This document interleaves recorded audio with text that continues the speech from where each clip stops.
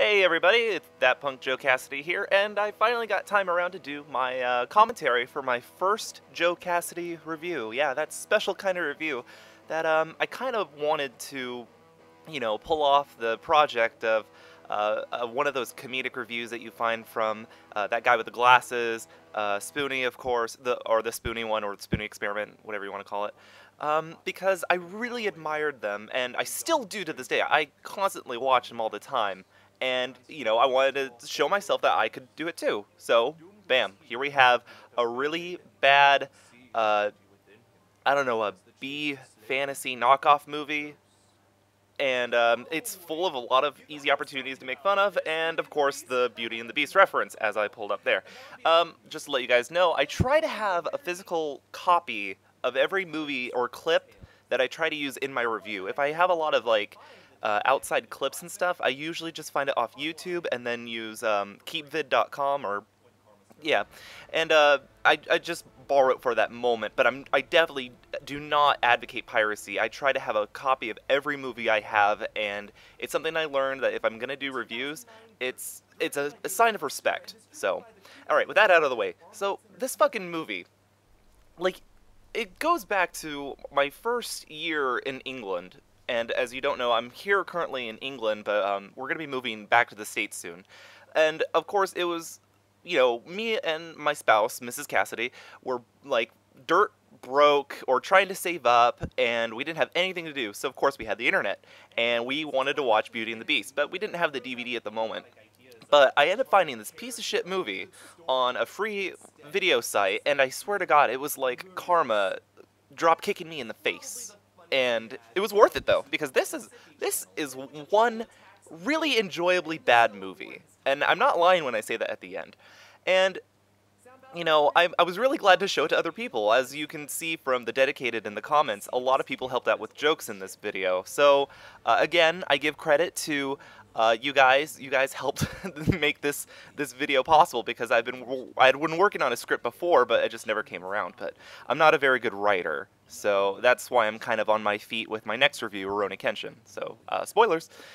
Okay, and alright, so the first thing you'll notice about this movie is that the CG, well, yeah, it's crap. But you know what? It's not as bad crap. It kind of fits in with, B-schlock. But I'll get to a point later is that everyone is on their fucking horse. Now, God, there is me and my hair longer than it usually should be. I love it. So, this particular video, now, this video probably shouldn't have been as hard as it was to make it. And I'm serious because I had to get the footage somehow.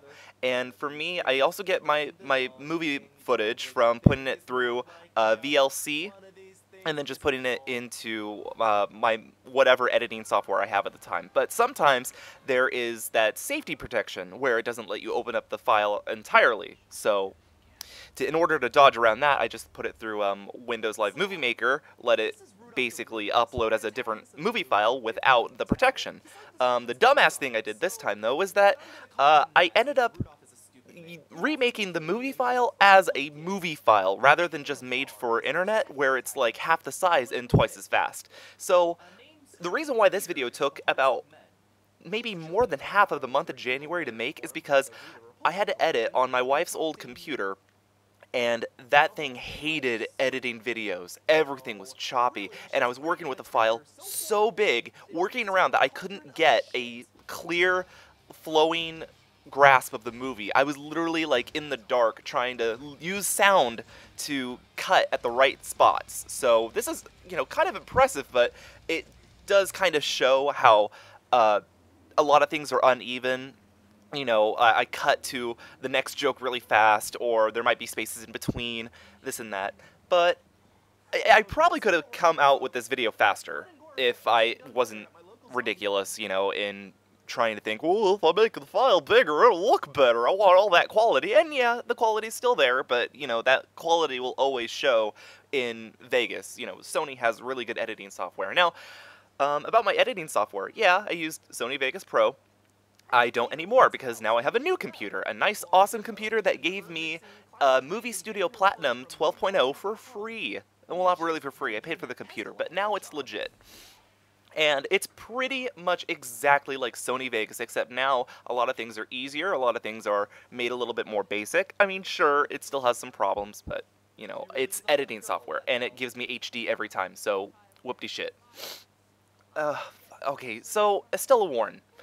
Now, I don't have a problem with her per se, and I don't really care what her background is. I know that she's done a lot of, like, adult stuff, and I know she's done a lot of schlock anyways, but, like, you couldn't find a very more interesting person to play the role of Belle, and I don't, and it's obvious what she was cast here for. I mean, she's got tits. She does. So, you use what you got, and that's kind of one of the problems with this movie is that you're trying to make Belle to be this beautiful person. So, well, she's hot in this movie, and well, she's got character, but not a lot of acting talent. So, but I do admit I am really jealous of her very flat but passionate Robert Plant locks of hair.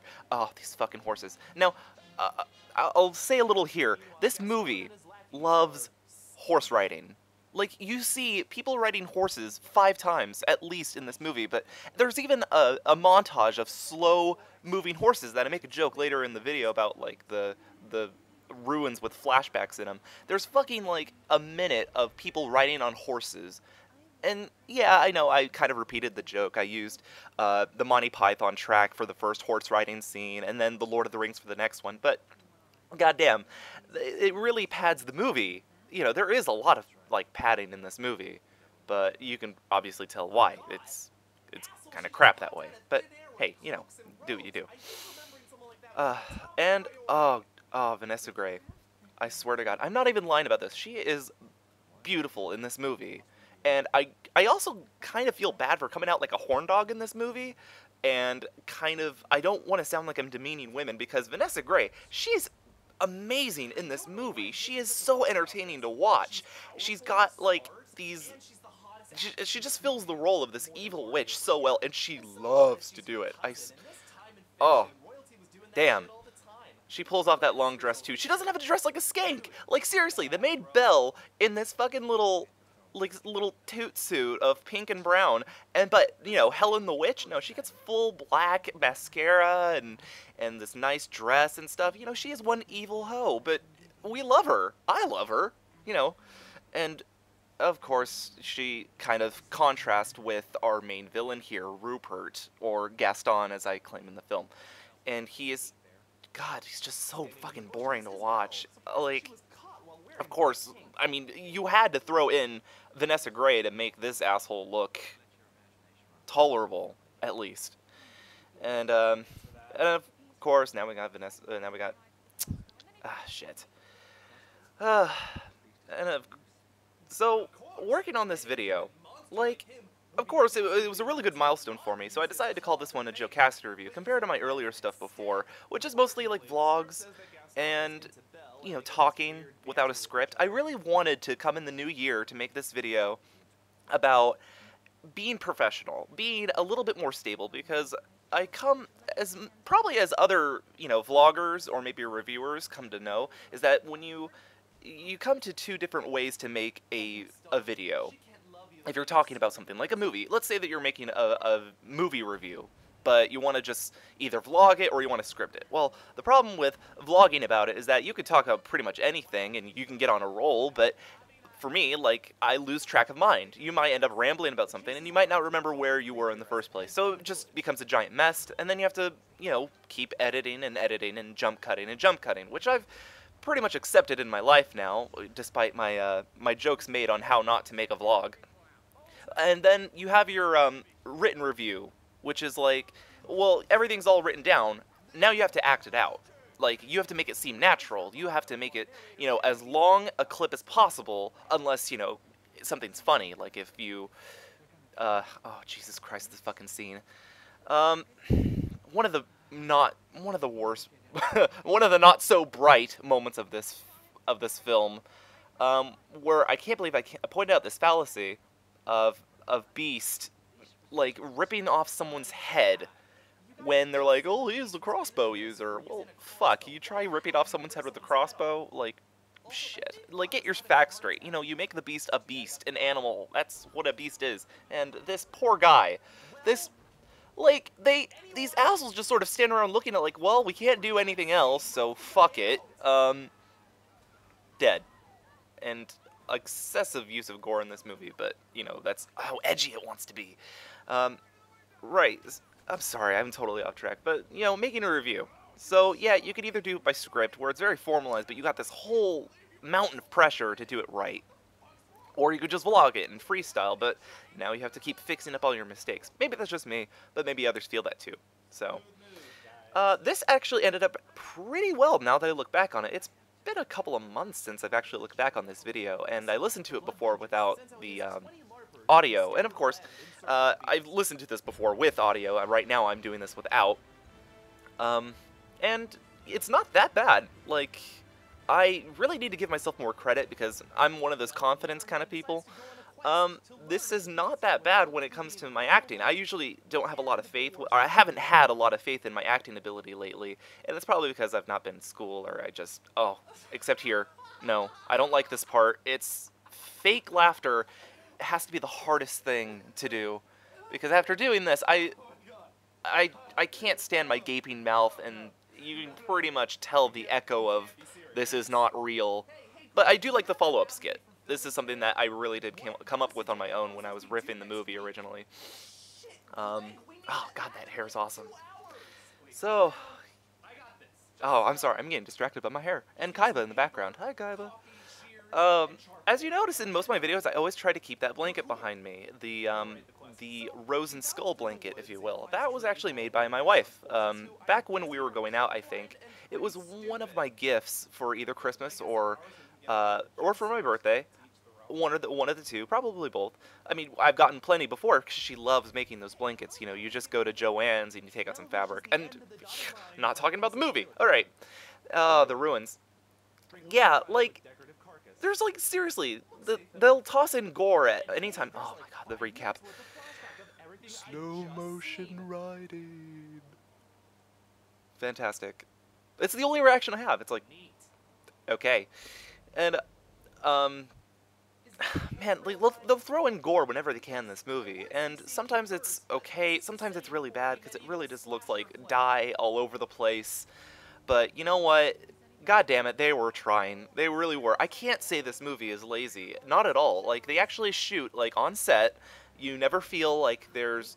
Well, I mean, unless you see the CG, you know it's CG. But other than that, they try to make, like, built these sets. They try to keep it, you know, an open world. Try to make it as big as it is, despite, like, not having a name for the country. I don't know. Like, this takes place in Austria or something? Because, like...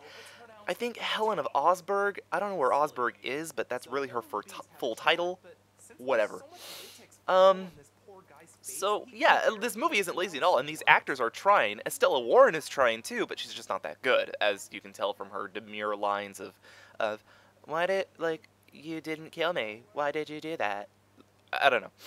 But I have to say, like, the Beast actually does try a lot, even though he's got a lot of shit on his face, and I have to feel bad for him for that, because I know... Like, I know what it is. I mentioned my zombie run, and of course you had to have a lot of blood and gore on your face as well, and that shit is annoying. Is just Rice Krispies and cherry stuff all over your chin, and this guy has it all over his freaking face. He's got like a nose thingy on, a nose as big as mine, as you would, and the Asian flute, like, really? There were a lot of stock sounds in this movie too. But God, that poor guy, and that, again, that majestic hair. I swear to God, I have like a hair hard-on sometimes, and that might be too TMI, but, you know, well, fuck you. Yes, I tend to use a lot of language as well, and I think I'm at this point where I need to stop reminding everyone, like, oh guys, I cuss. I think right now, the internet is composed of language, and the further that you deter a word or not use it, the more power it gets. So I like to think myself not serious when I cuss, and when I am serious or when I'm angry, that's when I try to not use vulgar language, because I want to make a point. Oh, and of course the extras. Oh, that was actually from my DVD. Thankfully that came out right, but that fucking suit. You could see it sometimes in the movies too. And the fucking jail cell. Who the hell took so long to get out of a jail cell met of sticks? Like, you know, she had a knife on her. She had a knife. She could have cut the sticks apart. And dumb moment. Okay, moving on. As you can tell, this was definitely a made-for-TV movie because we have this giant gaping commercial break here. And I was thinking, like, if I ever get a website, or if my videos ever become popular, and if they do, thank you, an early thank you, I'd probably throw in a commercial break right there, because ads, they make you money. I think this is one of my funnier moments. This was brought up by one of my friends, too, the Matilda line. I think I might have passed it, but, yeah, that was so unexpected. So, pretty much, we have the Beast Matilda here. I tried to make a character for the Beast here in this review, too. Like, the movie does it pretty well, but I tried to throw in a little bit more silly depth, if you want to call it that. You know, he's into decorating and crafting, and he plays bass for Metalhead, or some band. I think I messed that. Whatever. But he's a bit more, like, prissy at times, and I think that's really funny. And you know, I'll get to the end when I get there, but if I could have done more, I probably would. And here we are, Rupert. One of his favorite things to do is mope and whine about how he's not king, and how, despite how evil he is, he just won't get that power he deserves. Just fuck his life. Oh, and Helen coming in again. Like, this guy, Rupert, no, I don't mean to be a homophobe. I really don't. Trust me. But this fucking guy does not get any of these motives that Helen has. Rupert just is a blank fucking wall of rock, like his acting talent, to see that Helen is coming on to him. Either that, or he knows he just doesn't want it. So it's either he's a big dumbass, or he just isn't into her. And I don't know why he wouldn't be into her. She's, again, I won't go on that again. But fucking Rupert, he's probably there's many flat characters in this movie, but he's one of them that we have to focus on, and yet he's so fucking flat. And, of course, you know, just villains. They can be the most interesting character, so make him that way. I mean, Helen is interesting. She fucking is unabashedly evil. She admits it. But she has a way of going about it. She's not like lawful evil people. It's just, you know... Alright, talking more about the production of this video, how I went about it. So, I got my movie clips. I thank you to KeepVid and VLC, and I recorded most of it. I wanted to do it like this, how I'm on a microphone right now, but I took a tip from the Nostalgia Critic that by basically going close up to the camera and speaking my lines while the film is running, so you couldn't really see me. But by speaking my lines there, I would pretty much have a consistent sound with the rest of my video. Of course, that means, you know, you have white noise in the background, but you can level that out. The awkward part with that is that now I had a bunch of, like, video clips of my mouth literally gaping at the camera lens, and that wasn't awkward at all. But, you know, you do what you do. You delete, separate the tracks. And, oh my god, these fucking guys. I'm going to be coming up to one of the harder parts of reciting my work in this video, because I have a weird way of writing. I don't know if it's just me, but it probably is just me, because I had never went to writing classes, and I didn't do too well in my later years of English. I had actually I had a real problem writing essays because my teachers never knew what the fuck I was trying to say. So I'd like to think that I have a very complex, muddled, complicated way of writing. Like, I write more complicated than my brain processes. So sometimes my sentences run on. I make lists a lot, you know, if I do this, and then this, and then this, like, comma in between everything. Yeah, what can I say? I don't know if it's just my weird brain, but writing is something that I'm working on, and it's not getting as bad, but I definitely should take a class. But what I'm getting up to is this long-ass speech about how these guys are so incompetent. This took me at least, I don't know, like 30 takes, because I also stutter a lot. if you know from my vlogs, I don't know what is wrong with my brain, but, and even in this audio right now, you know, I stumble, I stutter, I lose track a lot, and uh, I'm thankful for this video for being really clean, you know, but goddamn, I really wish I could write easier or write better, because, you know, like Doug Walker, he's an amazing writer, and that's why I love watching his work. He seriously knows what he's doing, and Spoonie is a great comedic writer. I know I talk about those two a lot, but I love a lot of internet celebrities. I'm really unabashedly like a fanboy, and that's my second time using unabashedly. Woo! Great for me. Oh my god, this scene. Oh Jesus. Like, so Helen and Rupert come up on the scene, and they're just, fuck it. We'll just, you know, we know what evil's gonna happen, and fucking Beast can't get through like this flimsy wood door with a laundry basket and a chair out front. Like, like, you're a beast. Like, oh god. And then, well, someone had to die. Someone close had to die for drama, because we had to draw this movie out for an hour and a half. Well, shit. And yeah, oh man, I made a lot of LARPing jokes in this video as well. And again, I don't mean to make fun of, oh, well, I mean to make fun of everyone, but not to take LARPers down a peg. I really am interested in what LARPers do, and in fact, I'd love to try LARPing, live-action role-playing sometime, because it's probably one of the closer things to getting into, you know, that fantasy mindset, fantasy reality. I'm a really big fantasy buff, and apparently I'm turning into an adaptation buff too, because all of my movies are about adaptations from sources, original sources, or some shit like that. But you probably remember from the Giant Clash when I throw in, like, the dots line, and the, you know, we need a cleric, and the TPK line. Like, you know, I love fantasy, and it's again another reason why I love this movie is because it just fails on being fantastic. It's from Estella alone just sort of fails on that. You know, as you can probably tell, I've never been a fan of really revealing woman costumes, I don't know, fetish item costumes. I don't know what you call it, but I like realistic. God, here am I talking about realistic fantasy. Aw, sad time for Beast. Pout.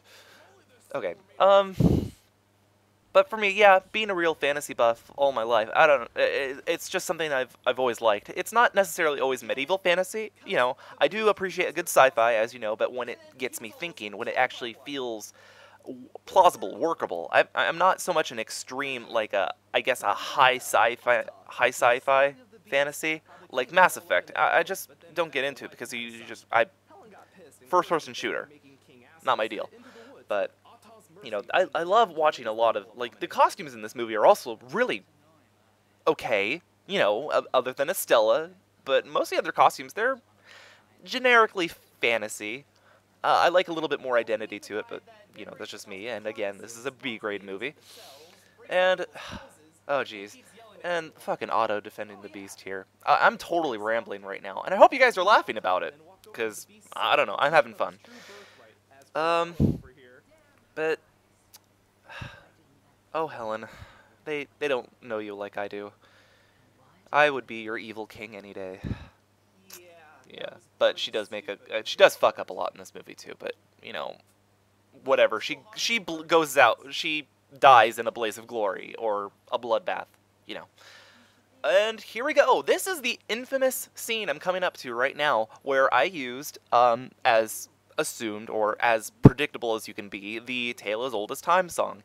And this is the song where I got issued a pretty much, like, copyright strike against me. You know, WS Films, who I am okay with now, I don't have a problem, but apparently WS Films or Washington State Films had a beef with me using the song in this part of the movie, or review, and I was thinking to myself, well, who the hell are you guys? Do you guys own the track here? Are you guys involved with the original Disney Beauty and the Beast cartoon? Like, what? But no, it was, you know, they thought that I was misusing they wanted to just draw a strike against me for using this song, and they thought that I was pirating or not doing it right, so I had to defend my case for free rights. And, of course, I didn't know about the actual act and the clause, or whatever you call it, that I have favorited now, the actual document that I can put up anytime now and say, hey, this is just a review. It's just my commentary and for entertainment purposes, blah, blah, blah, and to entertain, basically. So here is, if you're ever making a review and you need to defend yourself, always say that you are making a commentary. You're basically saying what you think. You're not using the entire movie, and anything you do use is to emphasize a point of an education or entertainment. And usually that helps, because free rights is all about, like, knowledge. It's all about, like, you know, we want to entertain our viewer or our audience, and they'll actually take that pretty well. Be sure to read that up on Wikipedia, the free rights, because there are like 4 different, you know, strengths that you can use to your advantage here. But, you know, I pretty much still have to add on in every video that this is a social commentary and that I'm doing this to educate and entertain. You know, I'm not making a profit right now, and even if I was, again, you know, people are just watching for what I have to think about it, not for the actual movie. Even in this video alone, I say, please watch this movie. This movie is, like, amazingly funny, and it'll make you feel so good about yourself, like it does me. Like, I know I could write better than this, and I write like a haphazard monkey, whatever that means. So I won my case for free rights, and the video was clear. You know, WS Films backed down, and now I know better, and I'm really grateful for that, because, you know, I'm not even, I have no idea of the experience of the dark ages of YouTube, where you couldn't even defend yourself. You know, all the videos that were taken down by, especially, like, everyone with that guy with the glasses and Spoonie himself, you know, all of his videos that were taken down because they just had clips, or, you know, people had problems with borrowing other material or the other movies or video game clips, you know. And that's why they had to make their own websites, and for that, they were better off. They found a better way of making money. You know, progress. It happens. And as for me, I have to start out on YouTube, and I am very grateful to be in an understanding age where, you know, Let's Plays are all over the place, and, you know, reviewers can finally have some freedom to say what they feel like on films. So, again, I have learned a lot from that, and I've overcome a big fear. I was so afraid of having my video taken down for copyright and to have a strike on my YouTube account. It was just like, I'm not one of those people who wants to do something, like, wrong. I don't want to break the law. I don't want to get sued. I'm just trying to make people laugh, and I'm trying to do things that make me feel good too. So, that being done, you know, I probably should tell you guys, this isn't my first formal comedy review. I've actually done another one in the past, and if you guys probably remember it, I was known as That Punk on the Couch. Yeah, real original there, like, you know, that guy with the glasses, that punk on the couch. Da-da-da. That blank on, that blank, placement blank, or something. I don't know. Words. Use them. Yeah, I did one about Volcano in New York, or, I'm sorry, Disaster Zone, Volcano in New York. A very shitty B-grade disaster flick, where I did not like the review after a while because I felt like it was me trying to be something I'm not. And at least with That Punk Joe Cassidy is an identity that I've familiarized with up till now.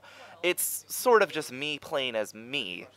And, of course, I haven't really built up what my character is or who I am too much in the video. I mean, that's why I have a collection, and I want to show as much as myself as possible. But it's not really something, you know, not something I felt was done right with That Punk on the Couch. That felt more of like I was a beginner, like I was a caricature, that I was trying to be one of the big-time reviewers. And that was kind of the motivation behind it. Like, oh man, if I start here, I'm just going to keep making review after review, and it'll be amazing. You know, I'll be funny, and then I'll finally get into the internet celebrity crowd. And whoop-de-doo, that didn't happen. So I didn't feel right with the video. There were a lot of problems with it. I made that one with Windows Live Movie Maker, and if you tried making a review with Movie Maker, it's a pain in the ass. It was probably, like, you can't do a lot of the transitions, you can't do a lot of crossfades, or, well, I mean, you can, but you don't get the right effect that you would with a higher editing program. And, well, that's what I definitely learned.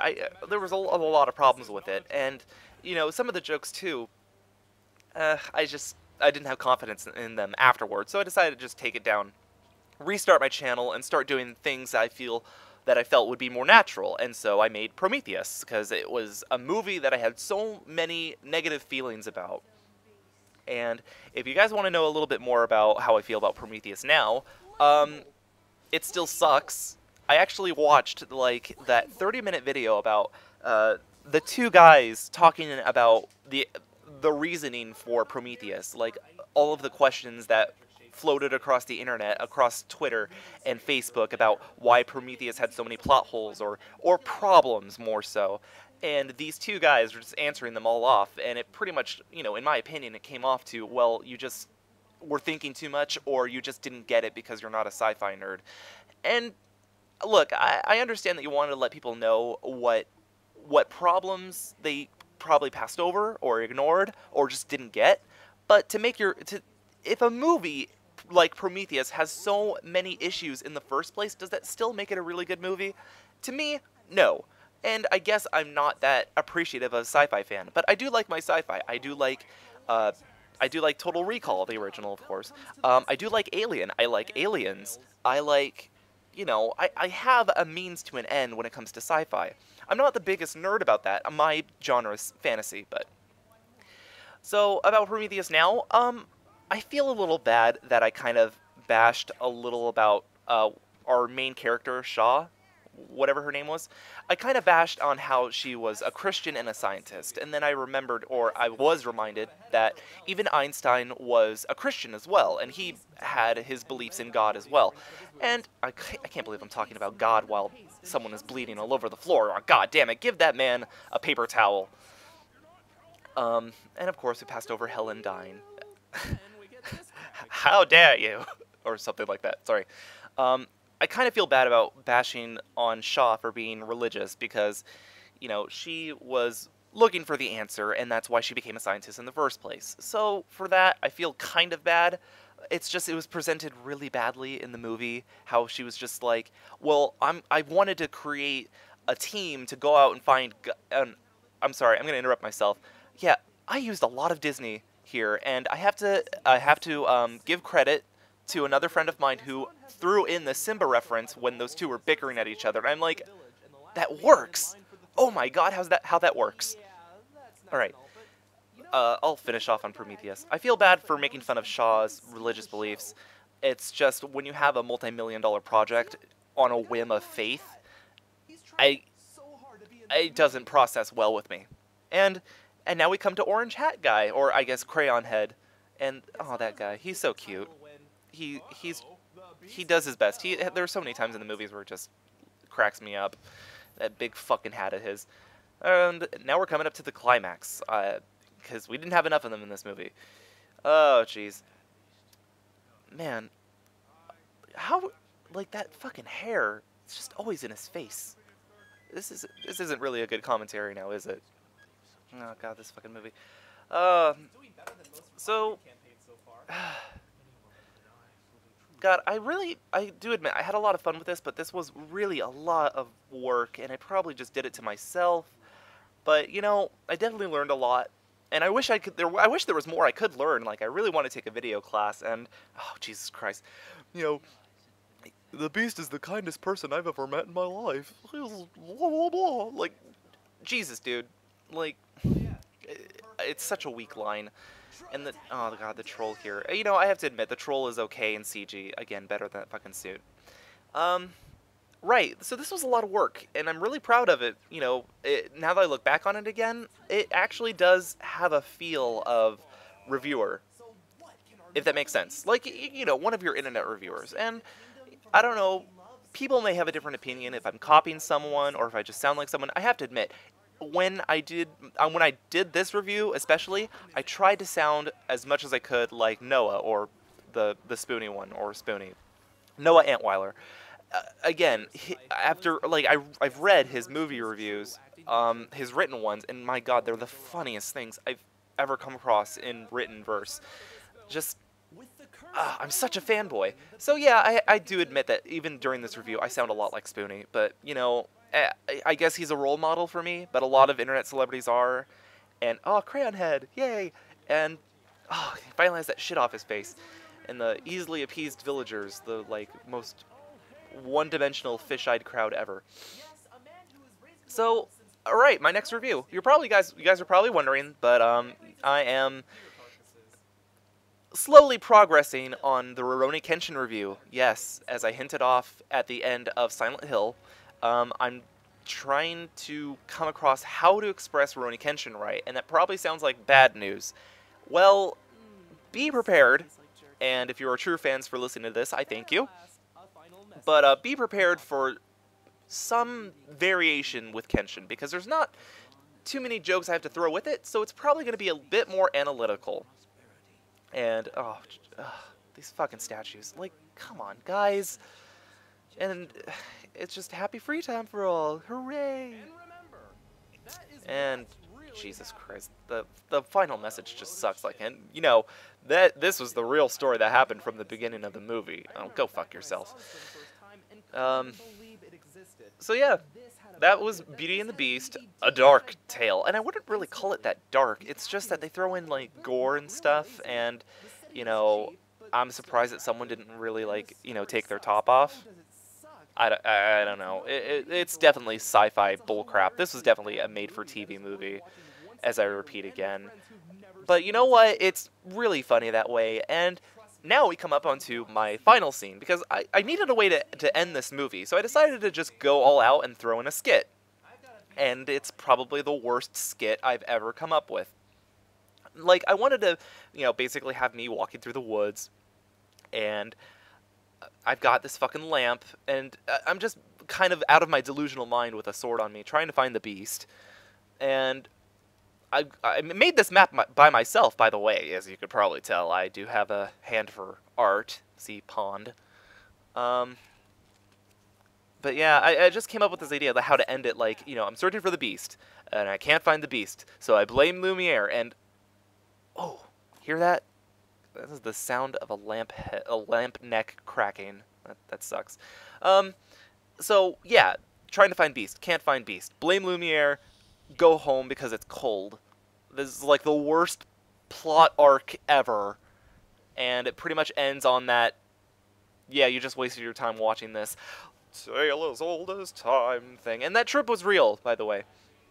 So, yeah, that is my commentary for this movie. And, in fact, if you want to know a little bit extra, I'm wearing the same shirt as I wore in that review. Man, filming this was really fun. And again, you know, look at all of those ways to contact me. If you guys want to drop any suggestions, if you guys want to let me know about anything I should review or be aware of, please just drop a line, a comment, subscribe, like, you know, YouTube whore. Anyways, I'm glad I made this, and I'm glad you guys enjoyed it. So stay tuned for next time. This is Joe Cassidy, and I guess till then.